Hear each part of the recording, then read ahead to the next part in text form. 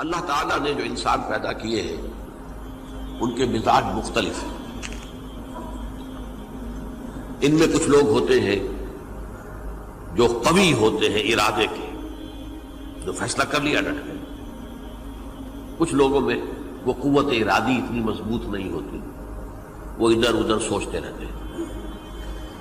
کچھ لوگ جسمانی طور پر بہت توانا ہوتے ہیں، کچھ لوگ جسمانی طور پر پیدائشی طور پر کمزور ہوتے ہیں. تو اگر کوئی قوت ارادی کمزور رکھنے والا شخص ہے، وہ بھی تو اللہ کی تخلیق ہے، اللہ کا بندہ ہے. خطاؤں کا ظہور ہو جاتا ہے، توبہ کرتا ہے، پھر کچھ عرصے کے بعد پھر خطا کا ظہور ہو جاتا ہے، پھر توبہ کرتا ہے. تو ہم تو یہ سمجھیں گے کہ ایک حد کے بعد پھر اس کی توبہ قبول نہیں ہونی چاہیے. لیکن حدیث سنیے.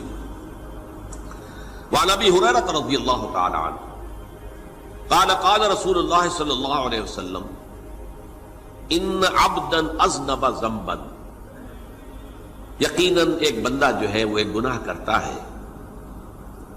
فقال، پھر وہ کہتا ہے رب، اے میرے پروردگار، اذنبت فاغفر لی، مجھ سے گناہ ہو گیا ہے، مجھے معاف فرما دے. فقال ربہ، تو پروردگار یہ کہتا ہے اعلم عبدی ان لہ ربا یغفر الذنب ویأخذ بہ، میرا یہ بندہ یہ جانتا ہے کہ اس کا ایک رب ہے جو گناہ معاف بھی کر سکتا ہے اور سزا دے بھی سکتا ہے. کیا معنی ہوئے؟ گناہ اس نے کیا ہے لیکن جانتا ہے اللہ کو کہ وہ معاف بھی فرما سکتا ہے، تبھی تو وہ اللہ سے معافی کی درخواست کر رہا ہے. اس کے اس جاننے کی بنیاد پر، اس کے اس علم کی بنیاد پر، اس کے اس ایمان کی بنیاد پر فرمایا غفرت لعبدی، میں نے اپنے بندے کو معاف کر دیا. ثم مکث ما شاء اللہ، پھر وقت گزرا جتنا کہ اللہ نے چاہا. ثم اذنب ذنبا، پھر اس سے گناہ ہو گیا. فقال رب اذنبت ذنبا فاغفر، پھر کہتا ہے پروردگار مجھ سے گناہ ہو گیا، پھر مجھے معاف فرما دے. فقال ربہ، اللہ فرماتا ہے عالم عبدی ان لہ ربا یغفر الذنب ویأخذ بہ، میرا بندہ ہے نا جو جانتا ہے کہ اس کا ایک رب ہے، ایمان باللہ اس کے اندر ہے، تبھی تو پکار رہا ہے.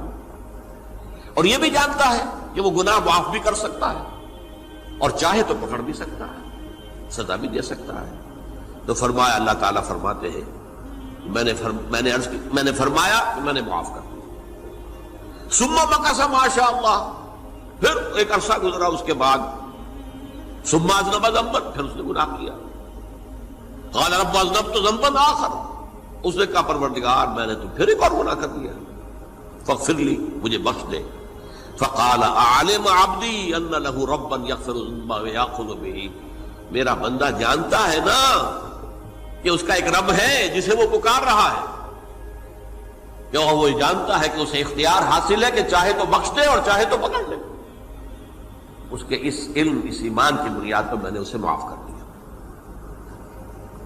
ایک اور حدیث، میں نے چونکہ اس گفتگو کے لیے ان احادیث کا تفحص کیا ہے، یہ تو بہت ہیں حدیثیں، میں نے ان میں سے کچھ چنی ہیں. ہمارے بعض واعظ ناصح وہ بھی کسی شخص کو روکتے رہے، برائیوں سے روکتے رہے، نہیں رکتا تو کہیں غصے میں آ کے اللہ تجھے کبھی معاف نہیں کرے گا. یہ کتنا بڑا جرم ہے، اس کا اندازہ کیجئے اس حدیث سے. تم میرے بندے کو میری رحمت سے مایوس کر رہے ہیں، کتنا بڑا جرم ہے، اس کا اندازہ کیجئے. یہ مسلم شریف کی روایت ہے عن جندب، حضرت جندب رضی اللہ تعالی عنہ سے، ان رسول اللہ صلی اللہ علیہ وسلم حدث، کہ اللہ کے رسول صلی اللہ علیہ وسلم نے ایک واقعہ بیان کیا. ان رجلا قال، کہ ایک شخص نے یہ کہا واللہ لا یغفر اللہ لفلان، کہ خدا کی قسم اللہ تعالیٰ فلاں شخص کو کبھی معاف نہیں کرے گا. وَأَنَّ اللَّهَ تَعَالَى قَالَ، اس پر اللہ تعالیٰ نے یہ فرمایا منزل نزیت اللہ علیہ، یہ کون ہے جو میرے اوپر حکومت کرنے والا آ گیا، جو میری طرف سے حکم لگا رہا کہ میں کبھی معاف نہیں کروں گا؟ منزل نزی، کون ہے وہ شخص؟ الذی اللہ علیہ انی لا اغفر لفلان، کہ میں فلاں شخص کو کبھی معاف نہیں کروں گا، قد غفرت لفلان، اس کو تو میں نے معاف کر دیا، واحبطت عملہ، اس شخص کے تمام اعمال میں نے ضائع کر دیے کہ تم نے میرے بندے کو مایوس کیا۔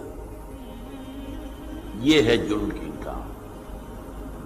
تو توبہ کی دعوت دیتے رہو، توبہ کے لیے لوگوں کو آمادہ کرتے رہو، توبہ جو ہے اس کے لیے ترغیب دیتے رہو، اللہ تعالیٰ معاف فرمانے والا۔ اب آخری حدیث سنا رہا ہوں، یہ تو بہت ہی عجیب حدیث ہے اور متفق علیہ، یہ بخاری اور مسلم دونوں میں۔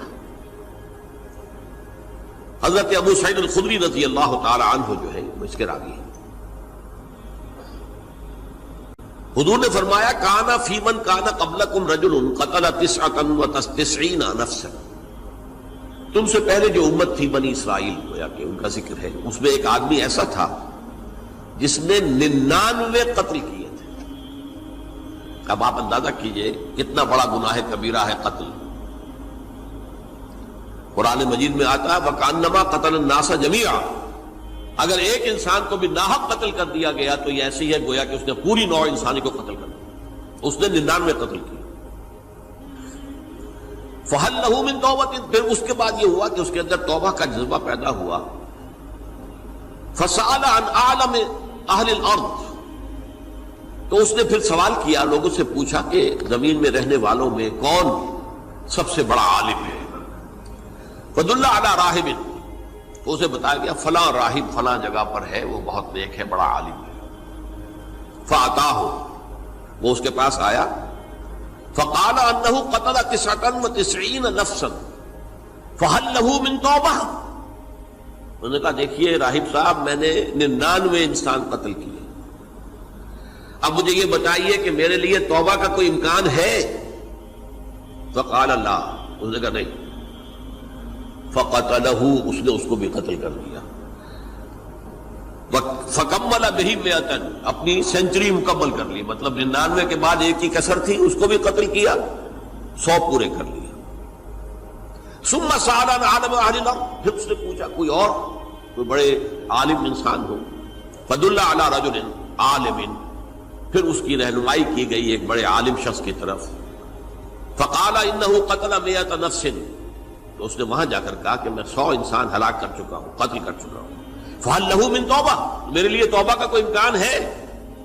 فقال نعم، کہا کیوں نہیں، 100 قتل کیے تب بھی کیا ہے، توبہ کا راستہ دروازہ کھلا ہوا، ما لم یغرغر، جب تک کہ وہ گھنگرو نہیں بج رہا اس وقت تک تمہارے توبہ کا دروازہ کھلا ہوا ہے۔ فرمایا نعم، ومن یحول بینہ وبین التوبہ، تمہاری توبہ کے درمیان اور تمہارے درمیان کون حائل ہو سکتا ہے، توبہ کا دروازہ کھلا ہے۔ لیکن ساتھ ہی کہا انطلق الی ارض کذا و کذا، اب تم ایسے کرو جہاں تم رہتے ہو وہاں نہ جاؤ واپس، وہاں کا ماحول اچھا نہیں ہے، معاشرہ اچھا نہیں ہے، ہو سکتا ہے کہ تم توبہ پر قائم نہ رہ سکو، تم فلاں جگہ چلے جاؤ، وہاں اچھے لوگ آباد ہیں، ان میں جا کر رہو۔ فإن بها أناسا يعبدون اللہ تعالی، وہاں ایسے لوگ آباد ہیں جو اللہ کی بندگی کرتے ہیں۔ فاعبد اللہ معہم، تو تم ان کے ساتھ مل کر اللہ کی بندگی اور پرستش کرو۔ ولا ترجع الی ارضک، اپنی زمین کی طرف اپنے وطن میں واپس نہ جاؤ۔ فإنها ارض سوء، وہ بری جگہ ہے۔ فانطلقا، تو وہ چل پڑا، ہجرت کر رہا ہے، اس جگہ جا رہا ہے جہاں کا راہب نے بتایا تھا۔ حتی اذا نصف الطریق، جب آدھا راستہ اس نے پورا کر لیا، اتاہ الموت، موت آ گئی۔ فاختصمت فیہ ملائکۃ الرحمت و ملائکۃ العذاب، اب وہ جہنم کے فرشتے بھی آ گئے اس کی جان قبض کرنے کو، اور جنت کے بھی آ گئے۔ فقالت ملائکۃ الرحمہ، رحمت والے جو فرشتے ہیں جنت والے، انہوں نے کہا جا تائبا مقبلا بقلبہ اللہ تعالی، یہ شخص توبہ کر کے اللہ تعالیٰ کی طرف ہجرت کر رہا تھا، اس لیے اس کی نیت کی بنیاد پر اب یہ جنتی ہے، لہذا اس کی روح ہم قبض کریں۔